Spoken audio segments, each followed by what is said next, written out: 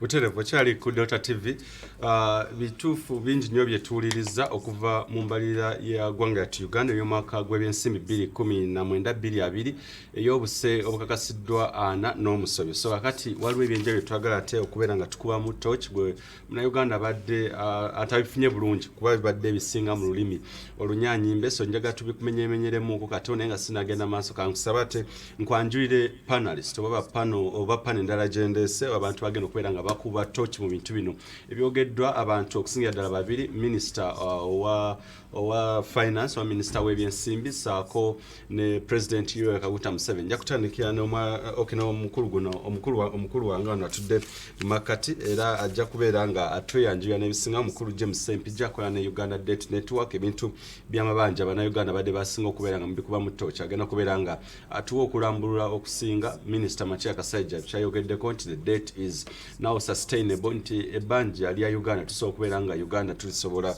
okulikwasaganya. Wali eri ye mukulu Najib Kakinamale abasinga muzemula ku lutimbe gagadwa Delta TV, mukulu wa National Resistance Movement. So nenjagala atuwulire ebiki byalabye mu mbalirire eno saako n'okugezeganya ku nsonga ez'enjawulo. Kansooke nyanirize omukulu James Sempijja kwenizanyise obulamu bulungi.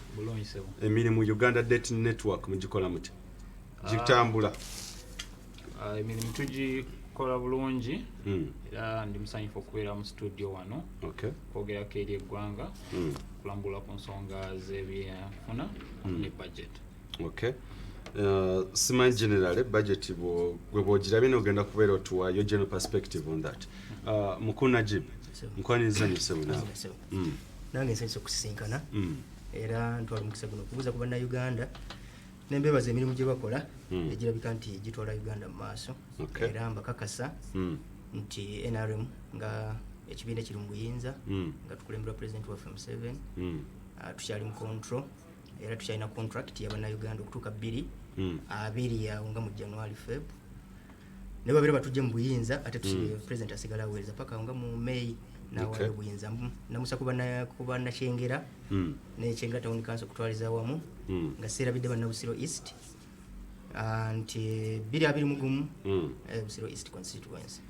Mukulu Najib Kakinamale wa National Resistance Movement. So tugenda okubeera nga ntambula nabo mweno pano esembayo okubeera nga tukubira torch mu ebyo ebyogeddwa omukulembeze w'eggwanga saako ne minister ow'ebyenfuna Matia Kasaija oba minister w'ebyensimbi Matia Kasaija. So ebimu okumenyeramuko gabadde tafunye ebitonotono ebyogeddwako. Minister Matia Kasaija atugambye nti ensonga ezigenze maaso okubeera nga teziwa omuzinzi obanga ziteekawo ebisoomoza eri enkulaakulana y'eggwanga yattu Uganda. Ayogedde ku ebbula ly'emirimu eri abantu abasinga okusinga ddala abavubuka, income inequality oba obutakwatagana bw'ebintu katugeze basically omuntu ng'engeri gy'oyingizaamu saako n'engeri gy'osasulwamu kyetwandisa salary income inequality oba salary inequalities. So nakyo akyogeddeko nti kizingamizza nnyo enkulaakulana y'eggwanga lyattu Uganda saako n'engeri abantu gye babeeramu oba embeera zaabwe eza bulijjo quality living, nti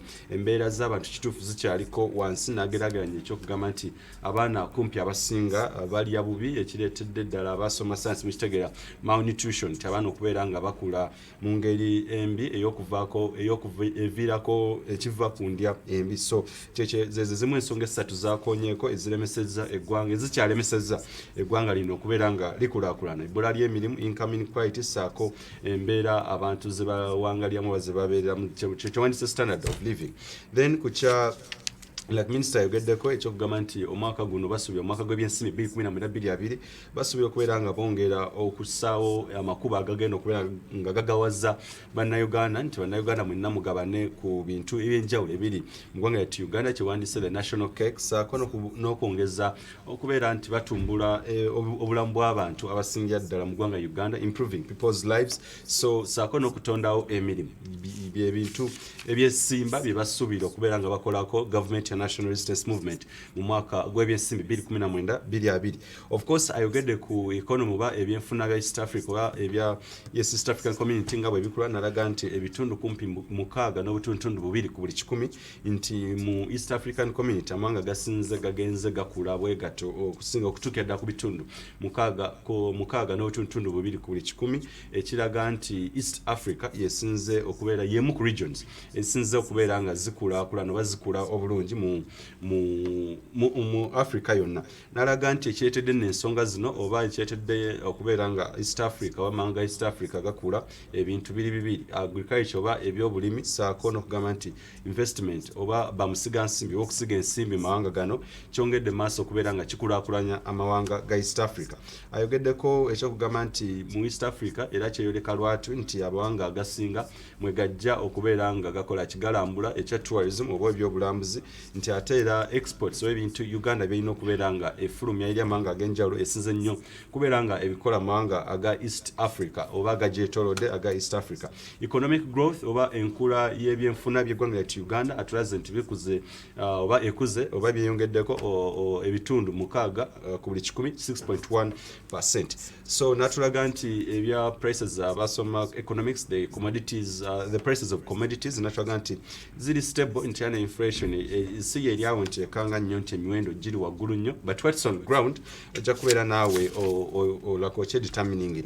Natugamba nti tourism oba ebyobusuubuzi mu mwaka 2018 byebinywedde mu bizine waabyo akendo okugamba nti byebisinza okubeera nga biyingiza ssente ennyingi okuva ebweru w'eggwanga kiwandise the foreign exchange. So ekyokugamba nti enguudo infrastructure okusinga ddala the road network atugambe nti kumpi 15,000 mu 10,000 kilomita ez'enguudo ziyinza okubeera nga zikakasiddwa nti zikoleddwa mu mwaka gw'ebyensimbi 2018. Ekyo no kiraga nti ebitundu kumpi 25 ku buli 100 eby'enguudo ez'eggwanga ezisinga mu mwaka gw'ebyensimbi 2018-2019 bikoleddwako. Ayogedde ku byobulamu, atuse ku byobulamu natugamba nti maternal deaths oba abaana abafa nga abakyala bazaala oba abakyala abafa nga nga bali mu kuzaala. Agamba nti ebitundu bino bisse okuva ku bitundu 3 ku buli 100 mu mwaka gwa 2016-2017 nti ku baana emitwalo oba ku bakyala abazaala ku bakyala emitwalo 10 nti bano basse okuva ku 148 okudda ku 104 ku mitwalo 10 egizaala buli mwaka okuva mu mwaka gw'ebyensimbi 2018-2019. Omusujja gw'ensiri agamba nti gavumenti efubye nnyo okubeera nga erwanyisa omusujja gw'ensiri era kumpi abaana abali wansi w'emyaka 5 bakendedde ddala okuva ku bitundu 3 mu mwaka 2015 okutuukira ddala ku bitundu 17, ekitegeeza nti gavumenti erumye n'egwengulu okubeera nga erwanyisa omusujja gw'ensiri mu mwaka gw'ebyensimbi 2018-2019. Kati no wawulira bino obuwumbi 53 buweddwayo ekitongole ekiramuzi okubeera nga zino eno nokwezo obuwumbi 22 zigenda kubeera nga zisasula emisaala gy'abakozi okusinga ddala abalamuzi the judicial officers. Government to prioritize borrowing oba government egenda kubeera nga eteeka essira mu kwewola naye nga ensonga eyesimba kuteeka ddala ku nsonga ya infrastructure development oba ebintu ebyenjawulo muli enguudo ebuli okuzimba ebizimbe ebyenjawulo ng'amalwaliro, amasomero n'ensonga ez'enjawulo. So mu mwaka gw'ebyensimbi 2019-2020 bagenda kuteeka essira ku nsonga z'okwewolera ebintu binene yokudeveloping oba okukulaakulanya the infrastructure. Now I will take you straight ku President Museveni okumenyamenyeramu uko byabadde ayogedde. Of course ebisinga binza okuba tebyawukanye nnyo na State of the Nation Address gye yayogerako eri eggwanga omwaka wiiki ewedde olwokuna. Azzeemu n'akona ku ba opposition n'abeetondera abamu nti ayinza okuba yali abasekeeterera byayogerako nzikuki yali 31st omwaka guno nga gutandika nga tumalako mwaka 2018. Yatugamba nti okusekeeterera okuvuganya so biyinza okuba nga byawukanya naye olwokuna oluwedde alinga yali ate yasekeeterera aba opposition. So n'abeetondera n'agamba nti naye era waliwo abamu abakozesa ensimbi ziri eziva mu consolidated fund instead of okubeera nga bakola emirimu egy'okuteeka government on spotlight checking and balancing balina ate kukola kimu kubeera nga ate bavumaganya government. So simanyi ayinza okuba mulundi gumu ajja kuvayo era abatuukirize n'amannya opposition yazzeemu era n'agiruma nti balina okukola omulimu gumu kubeera nga bavuganya si kubeera ate nga buvumaganya gavumenti. N'atulaga nti amaze kumpi yamala emyaka 24 after Uganda acquiring independence oba okufuna obwetwaze, n'atugamba nti yamala emyaka 24 mu opposition nti naye era ebintu byakola si bye bya opposition eri wano mu Uganda byekola. Naye kyetuyinza otunuulira nnyo president buli wa addressing eggwanga buli lwayogerako eggwanga kumpi alina ensonga ez'enjawulo zasimbako essira byasinga okuddamu tujja kuba tubitegeera tunyumiza emboozi ez'olutalo saako ne Uganda wajja evudde ne gyeraga njaga tutegeere ekinyusi lwaki president kiki kyaba ategeezebwa kyabaleeta eri eggwanga tujja kubeera tukitegeera briefly. Then okugamba nti bano abavumaganya obuyinza bwabwe agambye nti babeera nga tebasobola kubeera nga bakolera eggwanga kye balina okubeera nga ekyabatwaza ajja kubeera nga nabo abakolako atandikidde kuba abantu abagenda maaso okwonoona ebintu bya gavumenti oba ebintu by'eggwanga ebiteereddwamu ssente. Kamera bazitaddewo era ku nguudo kweziri zigenda kubeera nga banene no zibayambako okukwata abantu nti otomedde ebitaala obbye ekitaala odduse abantu bwe batyo abagwa mu ttube bwe lityo bagenda kubeera nga bakwatibwako n'omukono ogw'ekyuma. Tukakasizza nti kakati ye mwetegefu ate era yatandika nadda n'okukolagana n'abaana b'omulembe oba abaana b'emirembe giri eri egyaliko ba grandchildren oba abazzukulu ba Apple Milton Obote Idi Amin Dada Baito Joko nti abantu tabalinako na buzibu bonna nti kiragenda nti president government ye bali willing oba bali betegefu okukolagana na buli muntu ajja okubeera nga ateekawo enkyukakyuka ey'omuggundu kasite bange ekulakulanya eggwanga. N'atutegeeza nti UPC yali ya katawinyo oba yali ya njawulo nnyo okubeera nga yo teyalina decision yayo yali final bwe kuba kutta so yali dangerous nnyo. N'ava era nayongera okulumba Amin agambye nti ono ye kwegamba tamwagalira dda mu speech ye ndozo jjukira mu State of the Nation Address yava era n'akyogerako nti omulembe gwa Idi Amin gwali mubi ndoza mu bigambo byemwewulidde bulungi talina love wani mukwano gwonna eri Idi Amin Dada. Asabye bonna abatategeera national resistance movement ideologies na strategies na biki byeriko okugenda mu maaso basome ebintu bya national resistance movement okusinga okukola okuba embeekuulo batisooke bategeere national resistance movement kiki kyeriko. N'atutegeeza nti ye ensonga za opposition oba ab'oludda oluvuganya azitegeera nnyo nti era bano azibasinza olw'ensonga nti yamala emyaka mingi nnyo ng'ali mu kuludda oluvuganya. N'avaayo n'akoona ku nsonga ey'enjawulo ku speech oba ebintu by'azzayogera ebyenjawulo nga atera nnyo okwebalama omuvubuka Robert Kyagulanyi Ssentamu the new political wave abamu gye basuubira nti ataddewo embeera ey'omuzinze Abageddeko-Onafunamu nti talabanga muntu ali disciplined oba omuntu atalina mpisa nga Robert Kyagulanyi Ssentamu abadde alina kyakoonakawona no Robert Kyagulanyi oba Bobi Wine is indisciplined. So tujja kweyongera okulaba president the battles oba the battle lines okubeerawo Bobi Wine ne president Yoweri Kaguta Museveni tutegeere oba baneno mu kalulu ke kayinza okubeera nga babya bufuzi oba waliwo ensonga endala. Then kakasiza nti weba ebibiina biri willing okubeera nga bikolagana naye ali willing okwatagana ebibiina ebiwandiise so sebyo ebitali biwandiise nti onakola street politics. So bingi nnyo ebyogeddwa nenjagala mbyete straight to the panel.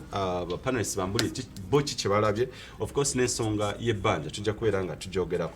Kantandikire eri munnabyabufuzi mukulu Najib Kakinda Male mu dakiika nga 2 osobola okusaminga up n'obulira munnayuganda gwe biki byolabye mu mbalirira oba mu speech oba mu kusoma embalirira y'eggwanga Uganda byolabyemu ebiri keynote.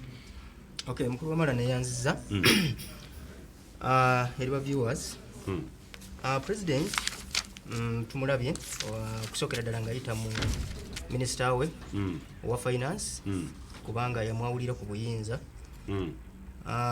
okusookera ddala nga lumu Apple era president nga atuukiriza mandate ye yayanjulira budget oba embalirira parliament era bagisoma kino kimuweebwa section 13 oba section ye 13 akawaayirako omusango okutuuka ku 11. Then n'olwaleero section article 155 subsection 1 oba section 1 of the constitution of the Republic of Uganda naye yemuwa mandate eyo okubaako oba okuwa bannayuganda ensaasaanya then ne program olugenda okutambula mu mwaka guno ogw'ebyensimbi. Tuwulidde bingi mu budget yennyini then mukogera kwa president ebyesimba byogenda okumpa ne producer nga Masoke nkole ku nsimbi katonya ate tukomeo tuwongera okuba torch mu nsonga ezesimba zolabe zikoneddwako abantu babiri minister w'ebyensimbi Matia Kasajja sako n'omukulembeze w'eggwanga okyali ku Delta TV twagala okubya torch mu nsonga za omwaka gw'ebyensimbi 2019-2020 budget oba embalya y'eggwanga esomeddwa onako olwaliro twagala otukumenyeremenyeremu otegere bulungi nnyo naawe otukakase nti wamaggwe obudde waffe tutonoonye bwonoonye era tugenda kutula wano tukutegeeze mu budde obuddako nti kituufu wano ne wano batadde ssente ogenda kufunamu batojja kufunamu tukomawo tova